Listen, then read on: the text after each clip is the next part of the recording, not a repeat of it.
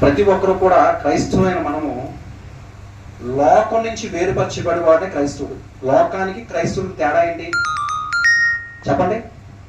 లోకము వారి కోసం, వారి కుటుంబం కోసం, వారి యొక్క ఫ్యామిలీస్ కోసం మాత్రమే లోకం జీవిస్తుంది. క్రైస్తవుడు లోకం అందరి కోసం బ్రతికేదే క్రైస్తవం. అంటే మనం ఒక ప్రత్యేకించబడిన వారము. కానీ మనం ప్రత్యేకించబడిన వారంగా ఉన్నామా లేదా మనం చెక్ చేసుకోవాలి.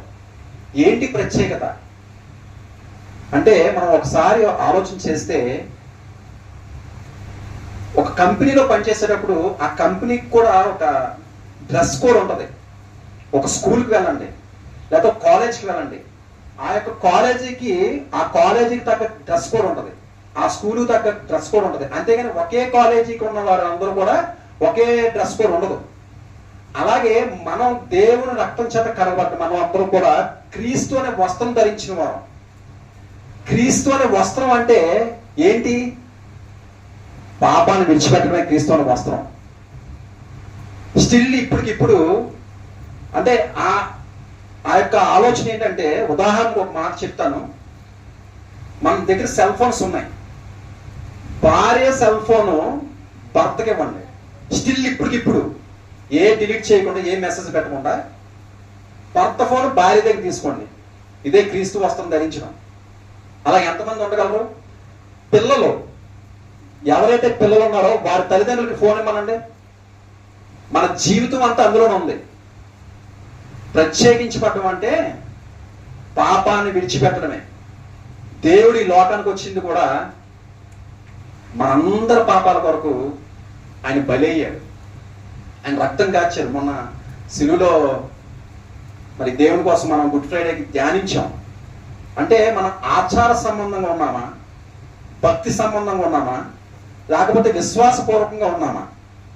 ఆచారం అంటే నా తల్లిదండ్రులు నమ్ముకున్నారు కాబట్టి నేను కూడా చర్చికి రావాలి, నా తల్లిదండ్రులు వెళ్ళమంటున్నారు కాబట్టి నేను కూడా చర్చికి వెళ్ళాలి, మా పాస్టర్ వెళ్ళమన్నారు, పాస్టర్ బాధపడతారేమో అని చర్చికి వస్తున్నాం. అది ఆచార సంబంధం. అలాగే ఆచార సంబంధంగా వస్తున్నాం అనేది మనం చెక్ చేసుకోండి. భక్తి, ఈరోజు అయ్యప్పమాల అందరికి తెలుసు కదా, స్వామిమాల అందరికి తెలుసు కదా.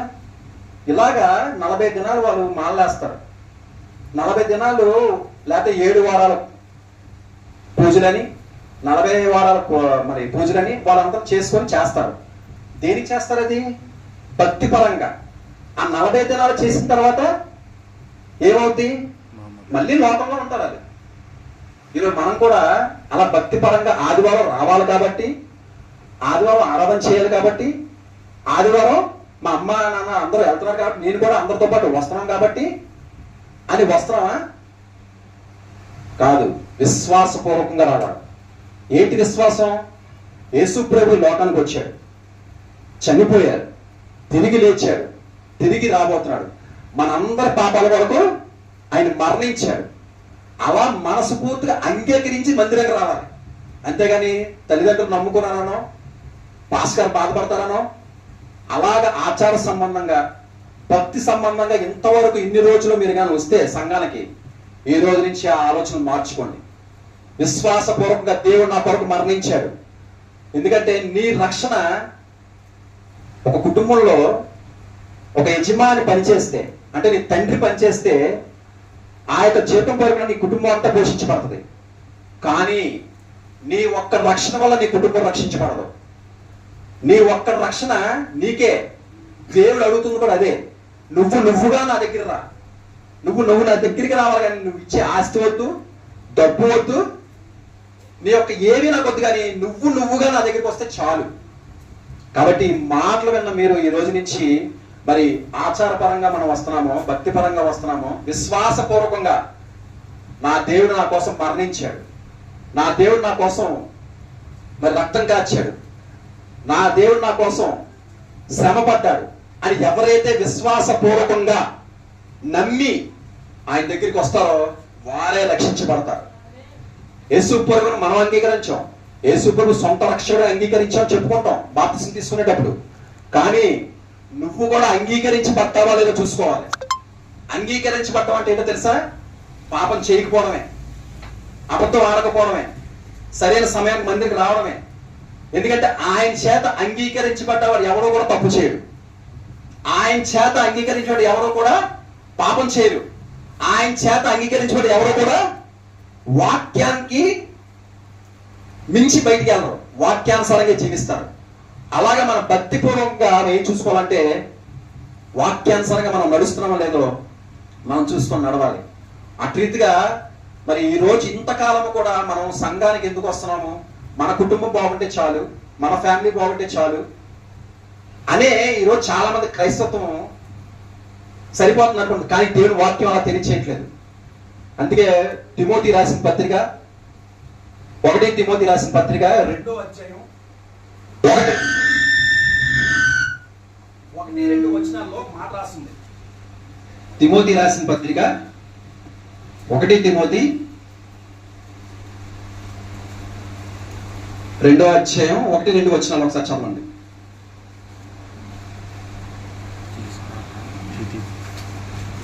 నేను చదువుతానండి. 1 తిమోతి 1వ అధ్యాయం 2వ అధ్యాయం 1-2 వచనాలు. మనము సంపూర్ణ భక్తియు మాన్యత్యము కలిగి నెమ్మదిగాను సుఖముగాను బ్రతుకు నిమిత్తము అన్నిటికంటే ముఖ్యముగా మనుషులందరి కొరకును రాజుల కొరకును అధికారులందరి కొరకును విజ్ఞాపనములను ప్రార్థనలు యాచనలు కృతజ్ఞతాస్తుతులు చేయవలని హెచ్చరించుచున్నాను. ఇక చూడండి, సంపూర్ణ భక్తియు మాన్యత్యం కలిగి నెమ్మదిగాను అంటే మన నెమ్మది కోసము, రెండోది సుఖముగాను మనం సుఖంగా బ్రతకడం కోసము, అన్నిటికంటే ముఖ్యముగా, అన్నిటికంటే అంటే దేవుడు చూడండి అక్కడ వాక్యాన్ని అండర్లైన్ చేసుకోండి. అన్నిటికంటే ముఖ్యంగా మనుషులందరి కొరకు. మన క్రైస్తవులైన మనము ఎవరి కోసం బ్రతకాలంటుంది వాక్యం. లేఖనము ఏమి తెలియచేస్తుందో ఆ లేఖనం ప్రకారమే మనం వెళ్ళాలి. ఎవరో వస్తారు, అమ్మా నీకు అద్భుతం జరుగుద్ది అంటే నమ్మద్దు, అమ్మా నేను స్వస్థపడుతా అంటే నమ్మద్దు. నేను రాత్రి సాక్షిలో చెప్తాను, ఇప్పుడు చెప్పనుగా నా మాటలో. కానీ నీ విశ్వాసమే నిన్ను బలపరుస్తుంది, నీ విశ్వాసమే నిన్ను నడిపిస్తుంది, నీ విశ్వాసమే నిన్ను బ్రతికేలా చేస్తుంది. కాబట్టి మన విశ్వాసమే. ఎవరో హైదరాబాద్ నుంచి వచ్చారనో లేకపోతే ఎవరో ఎక్కడి నుంచో వచ్చారో వీళ్ళకి స్వస్థవరం ఉందని చెప్పేసి మాకు దయచేసి మీరు మూఢనమ్మకాల్లో వెళ్ళద్దు. దేవుడు వాక్యం ఏం తెలియజేస్తుందంటే నీ విశ్వాసమే నేను స్వస్థపరుస్తుందని చెప్తుంది. అలాగే వాక్యం ఏం తెలియజేస్తుంది, మనుషులు అందరి కొరకు మనం బ్రతకాలంట. ప్రతి క్రైస్తవుడు దేవుడి రక్తం చేత కడగబడ్డ మనము, ప్రతి క్రైస్తవుడు కూడా ఎవరి కోసం బ్రతకాలంట? మనుషులు అందరి కొరకు ప్రార్థన చేయాలి. అలా ప్రార్థించినప్పుడు దేవుడు చాలా సంతోషిస్తాడు. అలాగే అధికారం కోసము, ఈరోజు అధికారం వాళ్ళ చేతిలో ఉందని అన్నగారు నాకు ఫోన్ చేశారు. బ్రదర్ ఇలాగ పోలీసులు పర్మిషన్ రాలేదనండి. ఏమిటి, దేవుడు సత్యం కోసం చెప్పడానికి పోలీస్ పర్మిషన్ అవసరం అండి? చూసారా? అంటే ఆ అధికారుల యొక్క ఆలోచన మార్చాలని కూడా మనము ప్రార్థించాలి. రాజులు అంటే డబ్బున్నారు. ఒక విషయం గమనించండి, ఈరోజు మనం రేకుల షెడ్లో ఉంటున్నాం. మందిరం ఎలాగుందాం ఇది? అదే లోపల్లో చూస్తే వాళ్ళ గుండె ఎలా ఉన్నాయి చెప్పండి? ఫండ్ ఇస్తున్నారు, బోర్డు డబ్బు ఇస్తున్నారు. కానీ మనం ఎవరి కోసం ప్రార్థించాలి? ఆ ఆత్మ రక్షించబడాలని ప్రార్థన చేసినప్పుడు ఏమవుతుందంటే ఇచ్చే ఆత్మను దేవుడు మన దగ్గర పంపిస్తాడు. ఇలాంటి మందిరాలు, అనేకమైన మందిరాలు లేవనెత్తిపడతాయి. షెడ్లో కాదని ఏసీలో మనం ఉండొచ్చు. ఎవరి కోసం ప్రార్థించాలి మనం? అలా నశించిపోతున్న వారి కోసం మనం ప్రార్థించాలి. అలా ప్రార్థించినప్పుడు ఏమవుతుందంటే వారి ద్వారా వారు కుండీల్లోని బోల్డంత డబ్బు ఇచ్చిస్తున్నారు, వ్యర్థంగా ఖర్చు పెడతారు. అబద్ధానికి అంత బలం ఉంటే మన సత్యానికి ఎంత బలం ఉందండి? ఆలోచన చేయండి. కాబట్టి గోడలతో కట్టే మందిరం కాదు దేవుడు అడిగింది, ఆత్మలతో కట్టే మందిరం దేవుడు అడిగాడు. కాబట్టి ఆత్మల కోసం మనం ప్రార్థించాలి. ఆ ఆత్మల కోసం ప్రార్థించినప్పుడు ఇచ్చే ఆత్మను దేవుడు పంపిస్తాడు.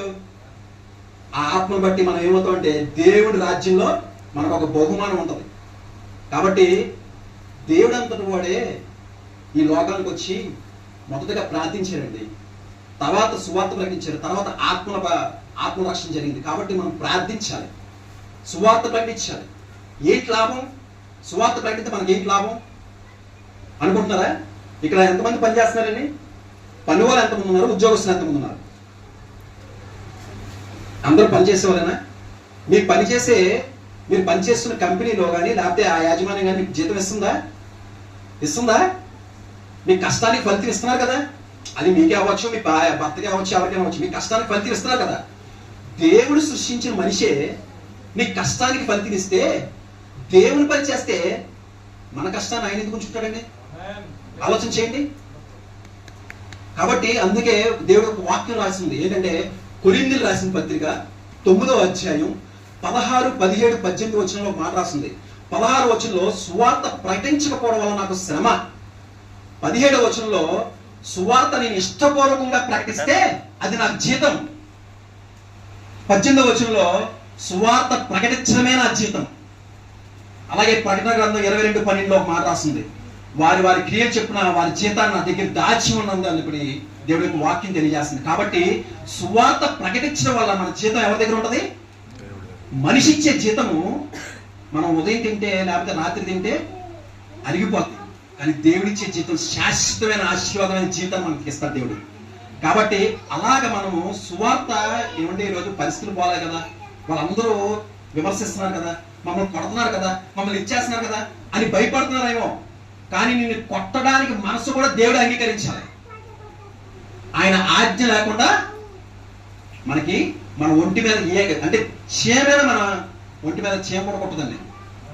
ఆయన ఆజ్ఞ లేకుండా నిజంగా వాళ్ళు అలా కొడితే మనం సంతోషించండి. ఎందుకంటే 5, 10, 11లో నా నామం పేరిట, మత్తయి సువార్త 5, 10, 11లో ఒక మాట రాసింది, నా నామం పేరిట ఎవరైతే దూషించబడతారో, అబద్ధ మాటలు పలుకుతారో వారు ధన్యులు, వారిదే పరలోక రాజ్యం.